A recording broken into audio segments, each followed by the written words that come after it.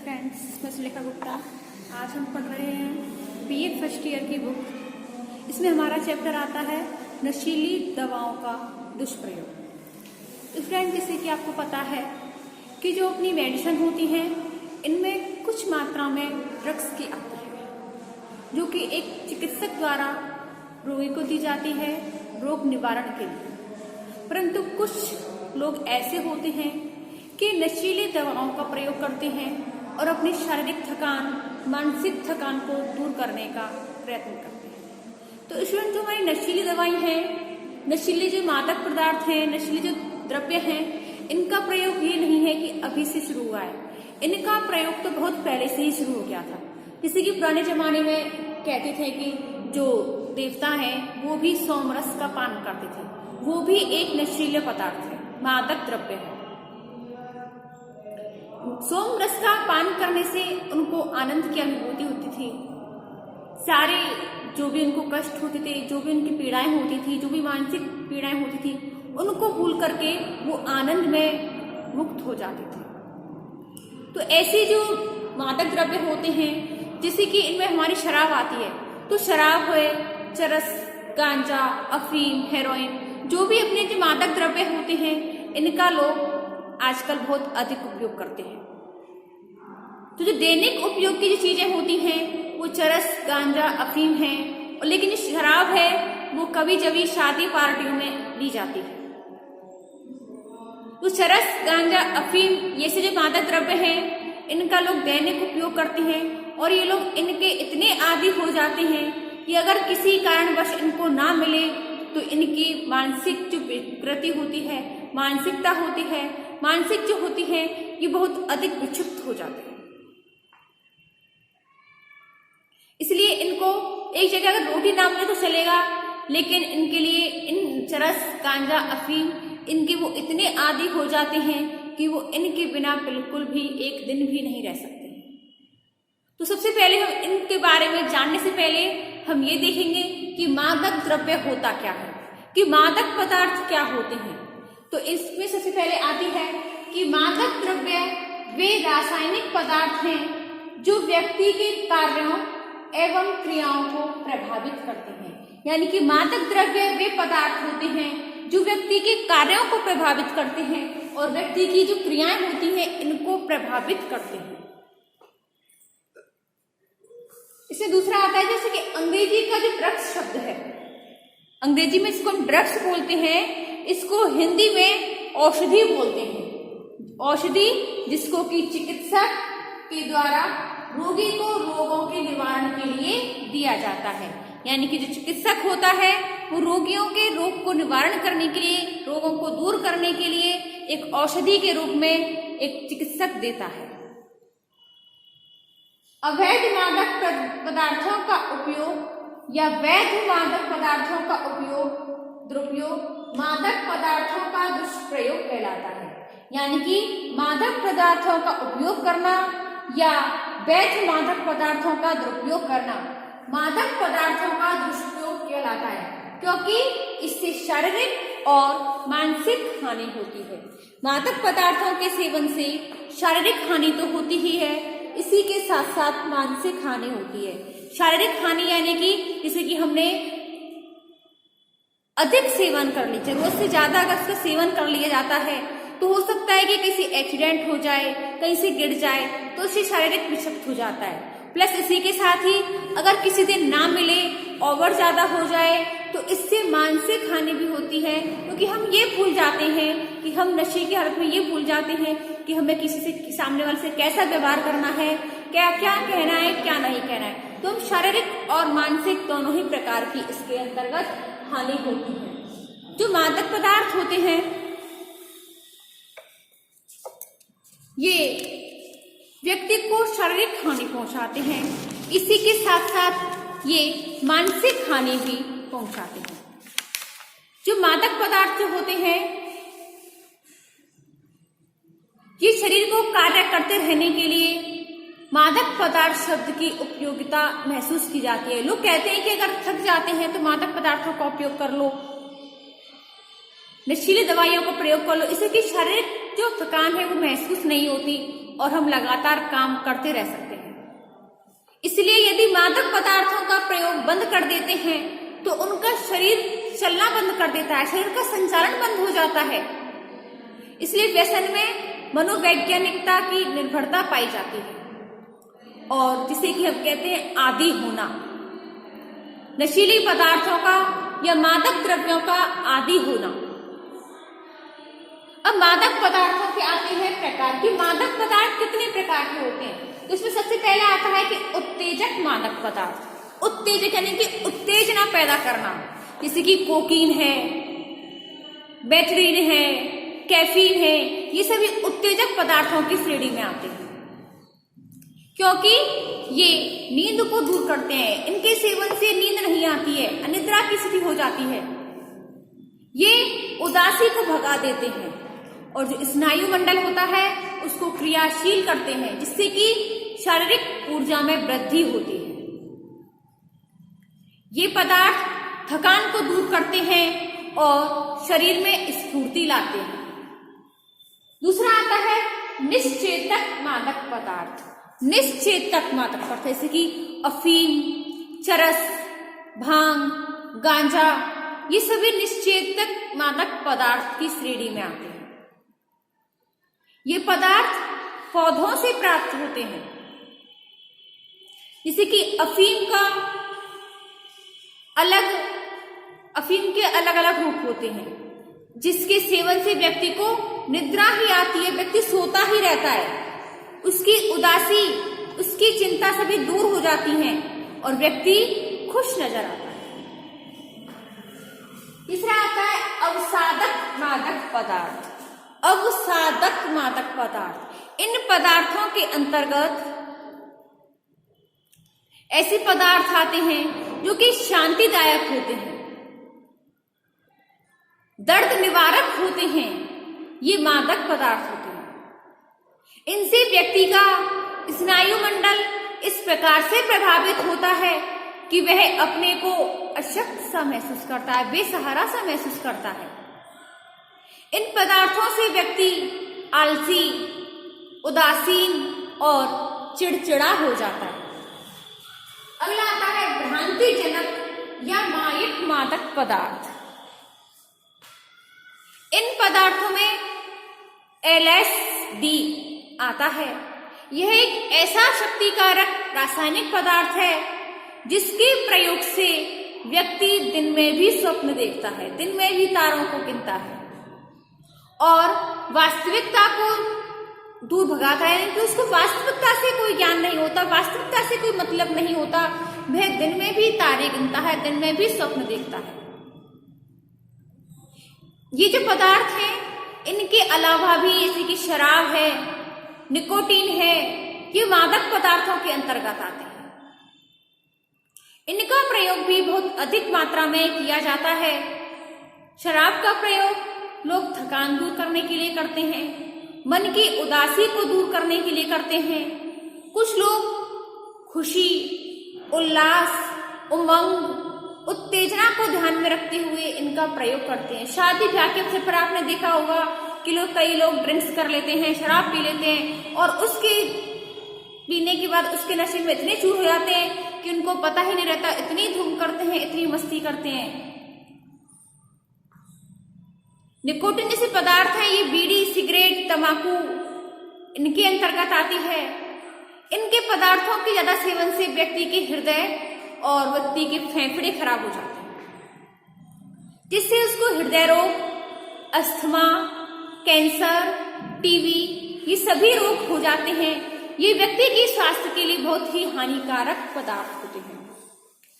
अब जो हमारा आता है, ये आते हैं मादक द्रव्यों के सेवन के कारण कि मादक द्रव्यों का सेवन, नशीली पदार्थों का सेवन क्यों किया जाता है, इसके क्या कारण हो सकते हैं कि व्यक्ति नशीली दवाओं का प्रयोग करता है, मादक द्रव्यों का सेवन करता है। कई बार आपने देखा होगा कि व्यक्ति को जब नींद नहीं आती है तो वह नींद की गोली लेता है, तो वो भी एक नशा है।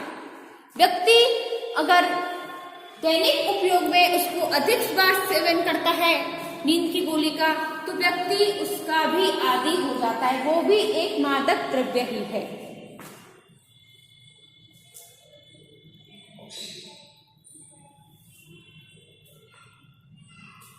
तो मादक द्रव्यों के अंतर्गत जैसे सबसे पहले आता है शराब। तो शराब जो होती है वो नशीले पदार्थों में सर्वाधिक उपयोग में आती है। शराब का लोग अधिक सेवन करते हैं।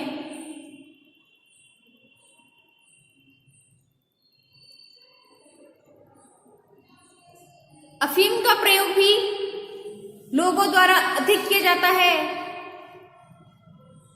क्योंकि अफीम का सेवन पानी में घोल करके या फिर उसकी गोलियां बना करके किया जाता है।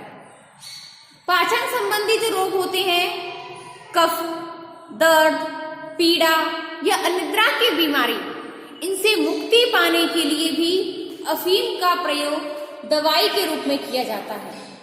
गांव में आपने देखा होगा कि जो माँ होती है वो बच्चों को सुलाने के लिए या दस्त बंद करने के लिए अफीम देती है।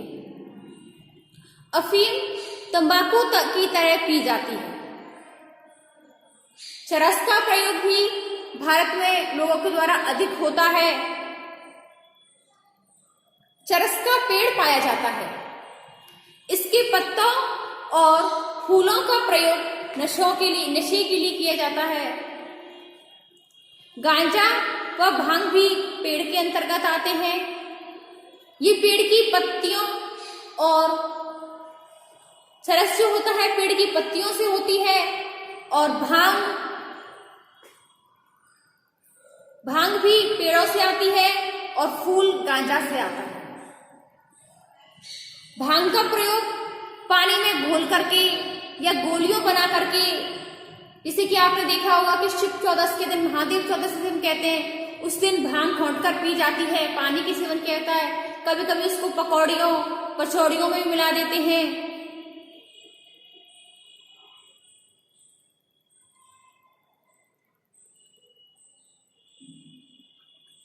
बिस्किट, बर्फी आदि में डालकर किया सकता है। गांजे को तंबाकू की तरह चिलम में भरकर पी सकते हैं।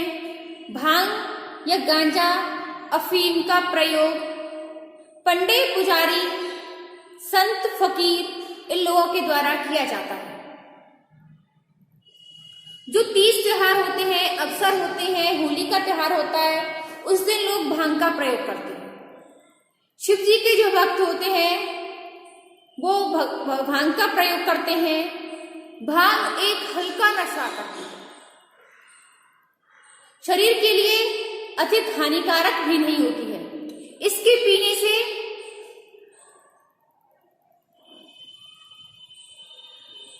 लोग हल्कापन महसूस करते हैं। अब आते हैं मादक पदार्थों के सेवन के कारण, कि व्यक्ति मादक पदार्थों का सेवन क्यों करता है। ऐसे क्या कारण है कि जिसके लिए व्यक्ति मादक पदार्थों का सेवन करता है। तो उसमें अंतर्गत सबसे पहले आता है मनोवैज्ञानिक कारक। मनोवैज्ञानिक कारक यानी कि तनाव से मुक्ति पाने के लिए, उदासी को दूर करने के लिए, जिज्ञासा शांत करने के लिए,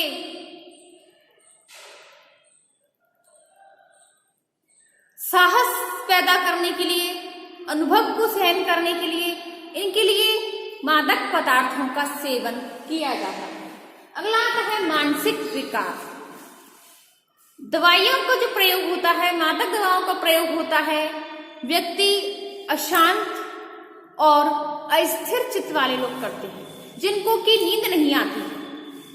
लोग चिंता से मुक्ति पाने के लिए, अपनी चिंताओं को दूर करने के लिए, व्यक्तित्व की कमियों को छुपाने के लिए भी मादक पदार्थों का प्रयोग करते हैं। और इसकी अगर एक बार आदत पड़ जाए तो उसे छुड़ाना भी बहुत कठिन हो जाता है। व्यक्तिगत एवं मानसिक कमी वाले लोग भी इसका प्रयोग करते हैं। अगला आता है उपचार। तो कई लोग मादक पदार्थों का प्रयोग शारीरिक एवं मानसिक रोगों की मुक्ति के लिए भी करते हैं, परंतु लंबे समय तक इसका प्रयोग करने के कारण रोग मुक्त होने पर भी इसको छोड़ नहीं पाते हैं। अगला आता है मानसिक तनाव। तो कई लोग ऐसे होते हैं जो मानसिक तनाव होने पर संघर्ष की स्थिति में भी तनाव और संघर्ष से मुक्ति पाने के लिए मादक पदार्थों का उपयोग करते हैं। क्योंकि मानसिक शांति के अभाव में सामान्य रूप से कार्य करना बहुत कठिन हो जाता है। अगला आता है असामान्य व्यक्तित्व। तो जिन लोगों का व्यक्तित्व असामान्य होता है वे भी हर समय अशांति महसूस करते हैं और वास्तविकता को जानने के लिए मादक पदार्थों का उपयोग करते हैं। अगला आता है सामाजिक कारक। सामाजिक उत्सव मनाना, मित्रों के द्वारा जानबूझकर उनको ड्रिंक्स कराना, शराब पिलाना, सामाजिक मूल्यों की चुनौती देना, परिवार के सदस्यों के द्वारा अनुकरण करना, इन कारणों के द्वारा भी लोग मादक पदार्थों का सेवन करते हैं। अगला आता है शारीरिक कारण। स्वस्थ रहने के लिए, यौन संबंध के स्थापित करने के लिए, दर्द निवारण के लिए, निद्रा लाने के लिए भी मादक पदार्थों का उपयोग किया जाता है। अब आता है मादक द्रव्यों के दुष्प्रयोग के कुप्रभाव, यानी कि मादक पदार्थों का सेवन करने के बाद इनके क्या क्या दुष्प्रभाव हो सकते हैं। तो उसमें अंतर्गत सबसे पहले आता है शारीरिक प्रभाव कि मादक पदार्थों के सेवन से शरीर पर क्या प्रभाव पड़ता है। तो शरीर पर प्रभाव सबसे पहले ये होता है कि व्यक्ति की जो स्नायु तंत्रिका होती है ये प्रभावित होती है। लंबे समय तक अगर व्यक्ति इनका प्रयोग करता है तो इससे गैस बनने लगती है, जिगर संबंधी बीमारियां हो जाती हैं, नाड़ियों के संबंधी बीमारी हो जाती है, गांठिया हो जाते हैं, त्वचा संबंधी रोग हो जाते हैं, कभी कभी बेहोशी भी होने लगती है। इनके प्रयोग से मस्तिष्क के जो तंतु होते हैं वो निर्जीव से होने लगते हैं। अधिक संख्या में तंतु जब नष्ट हो जाते हैं तो व्यक्ति को चक्कर आने लगते हैं। ऐसे व्यक्ति की रोगों में कीटाणुओं से मुकाबला करने की जो शक्ति होती है वो कम हो जाती है, कमजोर हो जाती है, क्षीण हो जाती है। उसका जीवन जीने की आशा भी कम हो जाती है। इन दवाइयों के प्रयोग से कैंसर की बीमारी बढ़ती है, गांठिया, चर्म रोग जैसे, अपच जैसी बीमारी पनपने लगती है व्यक्ति के अंदर। अगला आता है मानसिक बीमारी। तो नशीली दवाइयों के प्रयोग से व्यक्ति की मानसिक क्षमता भी कमजोर हो जाती है। व्यक्ति का मस्तिष्क कमजोर होने लगता है, स्नायु तंतु नष्ट होने लगते हैं। इससे व्यक्ति की भावनात्मक एवं बौद्धिक शक्ति क्षीण हो जाती है। वह गंदी एवं उत्तेजक भाषाएं बोलने लगता है। वह नशे में यह भूल जाता है, कभी कभी वह अपने माता पिता, अपने बच्चों, अपने पति से, पत्नी से अलग गंदे व्यवहार करने लगता है, जहां तक कि कभी कभी उनके साथ मारपीट भी कर देता है, क्योंकि व्यक्ति के अंदर उसके सोचने समझने की शक्ति ही नहीं रहती है। अगला आता है दुर्व्यवहार। तो नशीली दवाइयों का संबंध होता है अपराध, वेश्यावृत्ति, जुआखोरी, चोरी, गैर कानूनी अपराध, इनसे जोड़ा जाता है। इसके कारण कानूनों को लागू करने वाली ऐसी समस्या पैदा हो जाती है, जैसे कि बाल अपराध हैं, यौन अपराध, हत्या, वेश्यावृत्ति, ये सभी मादक पदार्थों के ही उत्तरदायी होते हैं। इस प्रकार जो नशीले पदार्थ होते हैं ये सामाजिक संगठन के लिए व्यवहार प्रतिमानों को लागू करने में बहुत अधिक कठिनाई पैदा करते हैं। अगला आता है दुर्घटना। तो कई लोगों का ये मानना होता है कि नशीली दवाई दुर्घटनाओं के लिए भी उत्तरदायी होती है, जैसे कि औद्योगिक कारखाने हो या यातायात संबंधी दुर्घटनाएं हो, तो उनके लिए उत्तरदायी नशीली पदार्थों को ही ठहराया जाता है। इन दवाइयों के सेवन से नींद और बेहोशी आती है, व्यक्ति लापरवाह हो जाता है और दुर्घटना घटित हो जाती है। अगला आता है कार्य क्षमता। तो नशीले पदार्थों के सेवन से जो व्यक्ति की कार्य क्षमता होती है, औद्योगिक क्षमता होती है, उत्पादन की क्षमता होती है, वो सभी को प्रभावित करते हैं। अगला है वैयक्तिक विघटन। तो नशीले पदार्थ व्यक्तिगत विघटन का भी संकेत करते हैं। अधिकांश जो लोग होते हैं नशेबाज होते हैं, वो बीमार होते हैं, मानसिक रूप से पीड़ित व्यक्ति होते हैं। जब व्यक्ति को इनका पहली बार सेवन करवाया जाता है तो उसी समय से यह समस्या प्रारंभ हो जाती है,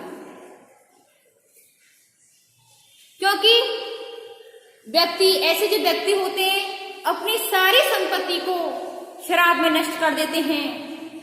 मित्रों, परिचितों, अपरिचितों सभी से झगड़ा कर बैठते हैं। उनका व्यवसाय जो होता है खतरे में पड़ जाता है। वे अपने मित्रों का भी, अपने परिवारजनों का भी ध्यान नहीं रख पाते हैं। पत्नी को पीटते हैं, बच्चों को पीटते हैं, वेश्यावृत्ति अपनाते हैं, पर स्त्री से यौन संबंध स्थापित करते हैं। जो ऐसे व्यक्ति होते हैं ये अपना जीवन व्यतीत नहीं कर पाते, वे समाज में अनुकूलन भी स्थापित नहीं कर पाते हैं। अगला आता है गरीबी। जब व्यक्ति नशे का आदी हो जाता है तो अपने नशे को प्राप्त करने के लिए अपनी सारी संपत्ति को दांव में लगा देता है। व्यक्ति का व्यवसाय दांव पर लग जाता है, यहाँ तक कि पत्नी के जेवर गहने जो होते हैं सभी बिक जाते हैं। तो ऐसी स्थिति में व्यक्ति गरीबी को न्योता देता है। अगला आता है बेकारी।